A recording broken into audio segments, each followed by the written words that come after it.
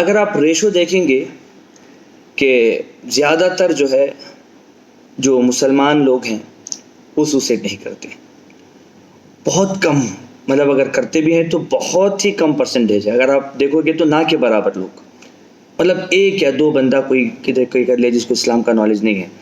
کیونکہ مسلمانوں کے اندر ہم یہ بلیو کرتے ہیں کہ مرنے کے بعد زندگی ہے، اس زندگی میں حساب و کتاب ہمیں دینا ہے، اور ایز پر دا اسلام جو سوسائڈ کرنا یہ حرام کہلاتا ہے. اب ہم کیا کرتے ہیں، اپنی زندگی کو اللہ کے حوالے کر دیتے ہیں. اللہ سبحانہ و تعالیٰ کے کچھ قرآن کی آیتیں ہیں جو میں آپ کو یہاں پر سمجھانا بے حد ضروری سمجھتا ہوں، کیونکہ یہ سول کا معاملہ ہے. اگر باڈی کا معاملہ ہوتا تو دواؤں سے ٹھیک ہو جاتا، وہ بھی میں بتاؤں گا انشاءاللہ کہ دوائیں کیا لینا ہے. مگر سول کے بارے میں، کیونکہ دواؤں کے بارے میں بہت زیادہ آپ اویلیبل ہے انٹرنیٹ پہ. ایلوپیتھک دوائیں ہیں جو سیڈیٹو میڈیسن دیتے ہیں، ہومیوپیتھک دوا ہے جس کے اندر فلور میڈیسنس کے اندر بہت اچھی علاج ہے، یونانی میڈیسنس ہیں جس کے اندر بہت سے حلوے اور شربت ایسے ہیں جو بہت ہی زیادہ سوسائڈ ٹینڈی سے دور رکھتی ہیں. یہ سب میڈیسن ہے جو باڈی کو ٹھیک کرتی ہیں. سول کے لیے آپ کو ظاہر سے بات ہے قرآن اوپر سے نازل ہوا ہے اور ہماری روح بھی اوپر سے آئی ہے، تو اس کا جو چارجر ہے وہ صرف اور صرف اللہ کا کلام ہے. اب اللہ قرآن میں ارشاد فرماتا ہے، سورہ بقرہ ہے چیپٹر نمبر 2 آیت نمبر 153 سے لے کے 157 کا ترجمہ میں آپ کے سناتا ہوں. اے ایمان والوں، صبر اور نماز سے مدد حاصل کرو. یعنی ایک تو تم جو کام کیے ہو، اسٹارٹ کیے ہو، اس کے اندر استقامت رہنا. صبر یہ نہیں کہ روتے رہو بیٹھ کے، بلکہ استقامت کے ساتھ میں رہنا، اور مدد حاصل کرو. اللہ کی طرف سے اللہ کے پاس گڑ گڑا کے مدد حاصل کرو. اور اللہ صبر کرنے والوں کے ساتھ ہے. جو بھی کام شروع کر کے اگر سمجھے کہ آپ چاہتے ہیں کہ اس کے اندر ڈٹے رہنا ہے تو اللہ کی مدد آٹومیٹکلی آتی ہے. اور جو اللہ کی راہ میں مارے جائیں ان کو مردہ مت کہو. اگر سمجھو کہ کوئی اللہ کی راہ میں مر جاتا ہے تو تم اس کو مردہ مت کہو، وہ زندہ ہے مگر تم کو خبر نہیں. اللہ یہ فرماتا ہے. آگے ہے، اور ہم ضرور تم کو آزمائیں گے. اب اللہ یہاں پر فرماتا ہے کہ ضرور تمہیں آزمائیں گے، کچھ ڈر اور بھوک سے، کبھی ڈر اور خوف سے، اور مالوں اور جانوں اور پھلوں کی کمی سے. انہیں مال جا اور کبھی پھل زیادہ ہو رہے ہیں، کبھی ایگریکلچر ہو رہی ہے، کبھی نہیں. اس سے میں آزماؤں گے. اور ثابت قدم رہنے والے کو خوشخبری دے دو، جن کا حال یہ ہے کہ جب ان کو مصیبت پہنچتی ہے تو وہ کہتے ہیں ہم اللہ کے ہیں اور اسی کی طرف سے لوٹائے جائیں گے. یعنی ہم اللہ کی طرف سے آئے ہیں، یعنی یہ روح اللہ کی طرف سے آئی ہے اور اللہ کی طرف لوٹ کے جائیں گے. یہی لوگ ہیں جن کے اوپر ان کے رب کی شاباشیاں ہیں اور رحمت ہے، اور یہی لوگ ہیں جو راہ پر ہے. تو اللہ سبحانہ و تعالیٰ یہاں پر یہ فرماتا ہے کہ موت اور حیات اللہ کے ہاتھ میں ہے، اور جو بھی پریشانی آتی ہے یا سکون آتا ہے وہ بھی اللہ کے ہاتھ میں ہے. آپ کو آزمائش کے لیے بھیجا گیا ہے. آپ ثابت قدم رکھیں گے تو اللہ سبحانہ و تعالیٰ اس آزمائش سے ہمیں کامیاب کر دے گا. دوسری جگہ پہ اللہ فرماتا ہے، سورہ بقرہ ہے چیپٹر نمبر 2 آیت نمبر 257 کے اندر اللہ فرماتا ہے کہ دین کے معاملے میں کوئی زبردستی نہیں. یعنی کئی لوگ سمجھتے ہیں کہ مسلمان بنانا، حالانکہ اسلام قرآن کھل کر کہتا ہے کہ یہ جو دین ہے، یہ جو اسلام ہے، اس کے اندر کوئی زور زبردستی نہیں ہے. ہدایت گمراہی سے الگ ہو چکی ہے. اللہ نے کلیئر بتا دیا ہے کہ یہ صحیح راستہ ہے، یہ غلط راستہ ہے. یہ تمہیں عقل دی گئی ہے، تمہیں سلیکٹ کرنا ہے. اور جو شخص شیطان کا انکار کرے اور اللہ پر ایمان لائے. شیطان کے معنی جو پاپ جیسا لوگ میوزک میں پاپ میں جاتے ہیں اور بہت سارے جو گندے کام کرتے ہیں وہ سب شیطانی کام ہیں. اگر اس کو کٹ کر دیں گے اور اللہ پر یقین کریں گے تو اس نے مضبوط حلقہ پکڑ لیا، یہ جو ٹوٹنے والا نہیں. یعنی وہ اللہ کے انڈر میں آ گیا. اللہ سبحانہ وتعالیٰ اس کو کبھی نہیں چھوڑے گا. بٹ جو بندہ چاہتا ہے اللہ کو چھوڑ کے یہ میوزک، یہ گانے، یہ موویز، یہ سانگس اور یہ گندے چیزیں، یہ شراب نوشی، یہ چاہتا ہے، تو اللہ سبحانہ وتعالیٰ بولتا ہے کہ ٹھیک ہے، تو شیطان کا سلیکٹ کیا ہے، جا ابھی اس کے پیچھے جا. اور شیطان کیا کرتا ہے، اللہ کی جو حلقہ ہے، جو آربٹ ہے، اس سے نکال کے گمراہ کر دیتا ہے اور اس کو سوسائڈ کرنے پہ اور غلط کام کرنے پہ مجبور کر دیتا ہے. اسی طریقے سے بہت سی جگہیں پہ اللہ سبحانہ وتعالیٰ فرماتا ہے، جیسے سورہ بقرہ ہے چیپٹر نمبر 2 آیت نمبر 286 میں اللہ فرماتا ہے، اللہ کسی پر ذمہ داری نہیں ڈالتا مگر اس کی طاقت کے مطابق. یعنی انسان کے اندر جتنی کیپیسٹی ہے اتنا ہی اللہ سبحانہ وتعالیٰ اس کو آزمائش میں ڈالتا ہے. اور انسان سمجھتا ہے کہ شاید یہ جو مجھے مصیبت آئی ہے میرے کیپیسٹی سے زیادہ ہے، مگر ایسا نہیں ہے.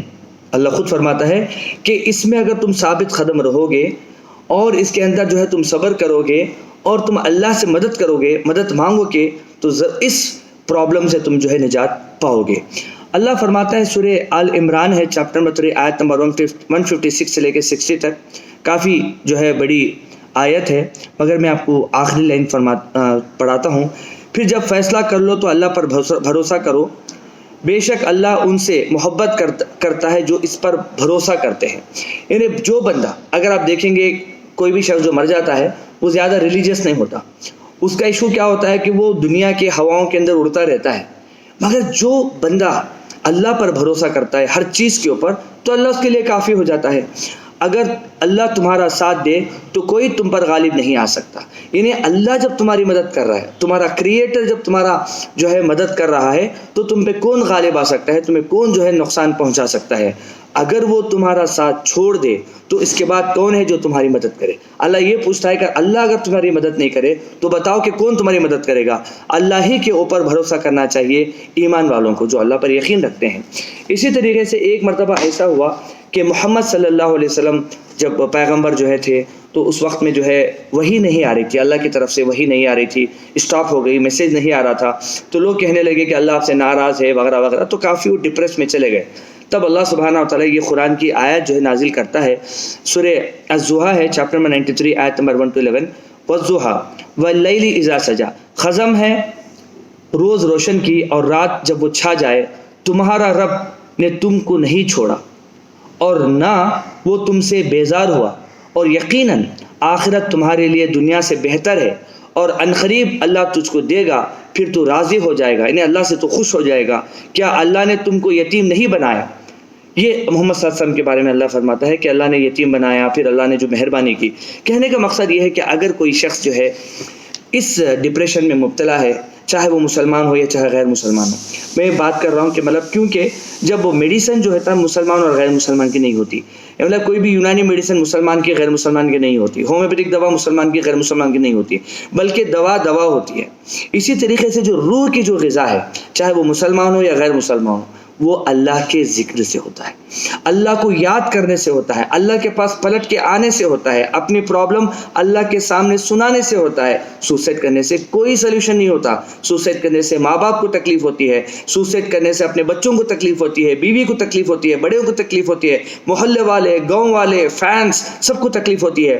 یہ ایک بندہ مرتا ہے، لاکھوں لوگوں کو رلاتا ہے، لاکھوں لوگ جو ہے سوسائڈ کر لیتے۔ پھر سے پتہ چلا کہ جو ہے جب یہ بندہ مرا، اس کے پیچھے کئی لوگ جو ہے سوسائڈ کر لیے۔ تو اللہ سبحانہ و تعالیٰ سے جو ہے ہماری گزارش یہ ہے کہ روح کو سمجھائیں کہ، اور روح جو ہے وہ اوپر سے آئی ہے، تو اوپر سے قرآن بھی نازل ہوا ہے، اسی وجہ سے نازل کہتے ہیں اوپر سے آنے والی چیز۔ اس کا چارجر قرآن ہے۔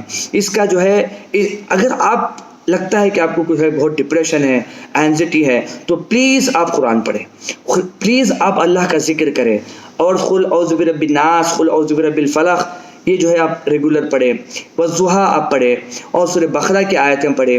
اس سے انشاءاللہ تعالیٰ جو ہے آپ سوسائڈ ٹینڈنسی سے بھی نکل سکتے ہیں، کیونکہ ہم ہر ایک آدمی چاہتے ہیں کہ جو ہے بھائی بندے کو بچا لے۔